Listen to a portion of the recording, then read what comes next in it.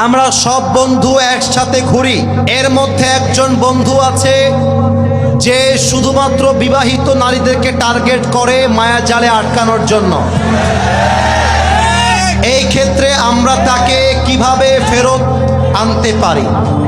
আমার মনে হয় তাকে ফেরত আনার জন্য প্রথম উপায় হচ্ছে ওকে বিয়ে দিয়ে দাও। এবং আমার মনে হয় যদি তাও না শুধরায়, যেই বিবাহিত মেয়ের পেছনে লাইন দেয় ওই মেয়ের স্বামীকে জানিয়ে দাও, বাকি খেলা সেই খেলে দিবে, ঠিক কিনা বলো?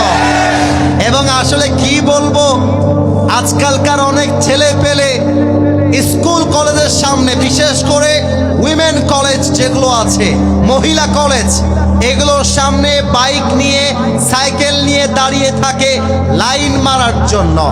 আমি বলবো, আরে বেটা, তুই মেয়েদের পেছনে ঘুরবি কেন?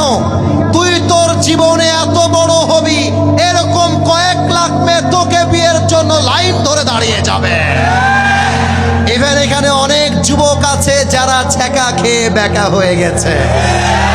আমি বলবো, বিবাহিত মেয়ে তোমার জন্য নয়, আরে আল্লাহ তোমার জন্য ফাতেমার মতো মেয়ে রেখে দিয়েছে, ঠিক কিনা?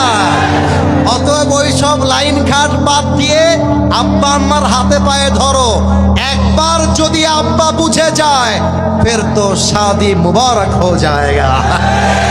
আল্লাহ তুমি যুবকদেরকে এই নারীদের পেছন থেকে ঘোরা থেকে হেফাজত করো, পড়েন সবাই আমিন।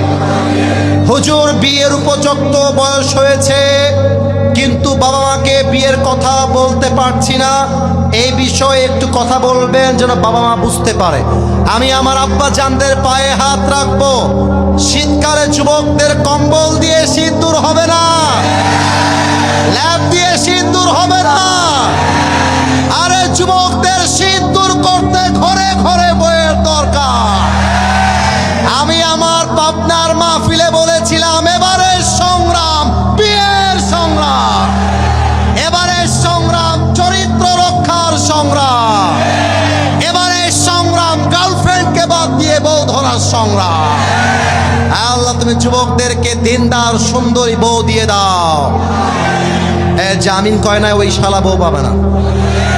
জোরে সোরে পড়েন সবাই আমিন।